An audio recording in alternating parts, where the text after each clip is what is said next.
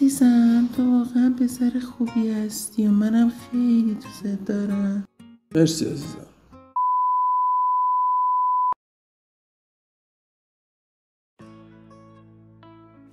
ای بابا چشاشو نگاه کن. عزیزم این فیلم طنزه، چرا گریه میکنی؟ ببین خر عاشق اژدها شده. رومانتیک نیست.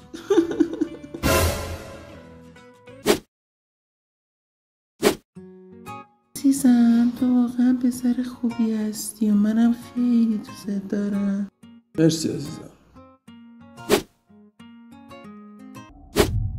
چیزی شده عزیزم؟ چه آدم مزخرفی هستی. ازت متنفرم بی لیاقت.